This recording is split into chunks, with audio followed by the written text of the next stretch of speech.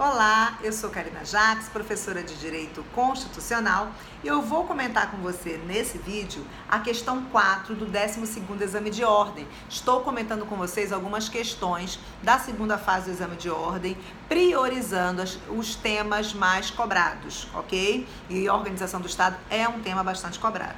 Então, o que a gente diz, o que a gente lê no enunciado da questão 4, sempre prova 1, se você quiser acompanhar, fazendo a sua própria leitura.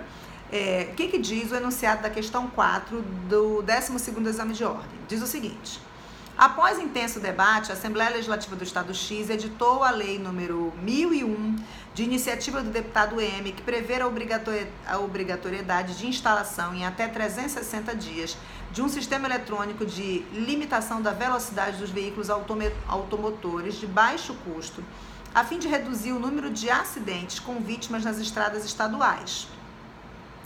Legislando sobre trânsito, não é? O Estado legislando sobre trânsito. Diz a Constituição, artigo 22, inciso 11, eu dei um pause aqui, dei uma parada aqui na leitura para chamar logo a atenção para você. Diz o artigo 20, inciso 11, que quem legisla sobre trânsito e transporte é a União privativamente, não é? Mas vamos continuar a leitura do enunciado. O objetivo é muito bom, né? Um sistema eletrônico de limitação de velocidade de veículos automotores de baixo custo, a fim de reduzir o número de acidentes com vítimas nas estradas estaduais. Muito bonito o motivo, mas não é competência, né, do Estado.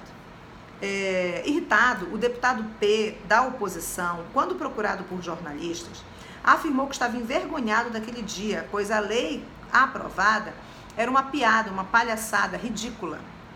Protegia os empresários e não a população, e só poderia ter como origem um deputado associado a grupos interessados no mercado de peças automotivas. Considerando o exposto, responda fundamentadamente aos itens a seguir. Na verdade, aqui tem duas perguntas.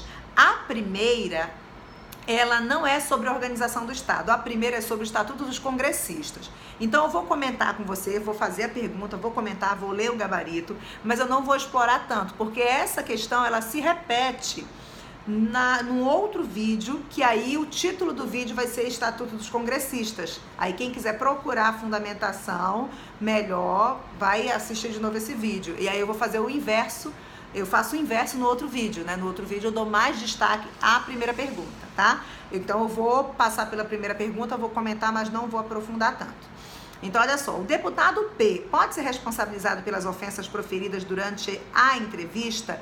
Não, o deputado P, ele tem imunidade material quanto a palavras, votos e opiniões, se o tema for relacionado com a sua função parlamentar. Então, ele não pode ser responsabilizado por essas ofensas. O que diz a FGV? A resposta é negativa. A Constituição assegura aos deputados e senadores, em seu artigo 53, a inviolabilidade civil e penal, que é a imunidade material, que a gente chama, né? Por suas opiniões, palavras e votos. Trata-se da chamada imunidade material, a FGV citou aqui. Essa inviolabilidade ou imunidade material também abrange, sob o seu manto protetor, as entrevistas jornalísticas e declarações feitas por meio de comunicação social, uma vez que tais manifestações, desde que vinculadas ao desempenho do mandato, se qualificam como natural projeção do exercício das atividades parlamentares. Isso é entendimento do Supremo, bastante debatido isso já. Nesse sentido, é a jurisprudência consolidada do Supremo Tribunal Federal. Por essa razão, P não pode ser responsabilizado pelas ofensas proferidas a outro deputado durante a entrevista, tá? Comentei rapidamente esse ponto, porque não é o tema principal desse vídeo. O tema principal desse vídeo vai ser explorado na pergunta B. A pergunta B diz o seguinte: é válida a lei estadual que impôs a obrigatoriedade de instalação de sistema de controle de velocidade nos veículos automotores? Não é válida, ela é inconstitucional, porque ela fere o disposto do artigo 22, inciso 11, que determina que é competência legislativa privativa da União legislar sobre trânsito e transporte. O Estado só poderia legislar sobre trânsito e transporte, nesse caso trânsito, se a União fizesse a delegação de competência conforme o parágrafo único do artigo 22, Lei Complementar Federal, de maneira isonômica, sobre as questões específicas do próprio artigo 22. Vamos ver o que diz a FGV. A resposta é negativa. A Constituição estabelece um sistema de repartição de competências legislativas, atribuindo privativamente à União legislar sobre trânsito e transporte. Artigo 22, inciso 11.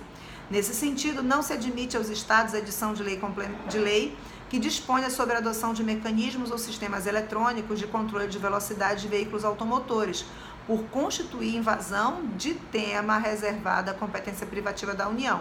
Nesse sentido, já se manifestou o Supremo Tribunal Federal em reiteradas ocasiões, porque a gente já teve vários casos concretos de estados e também de municípios. São Paulo, capital, por exemplo, é campeão em aprovar leis que disciplinam o trânsito, e realmente é verdade. Vou fazer essa justificativa aqui. Apesar de ser competência da União legislar sobre trânsito e transporte, quem lida com o trânsito, especificamente de perto dos problemas do trânsito, não é a União, é o município. Se a gente for olhar, é o município. Cada município vai lidar com aspectos do seu trânsito que tem vários elementos que influenciam, mas é regra constitucional.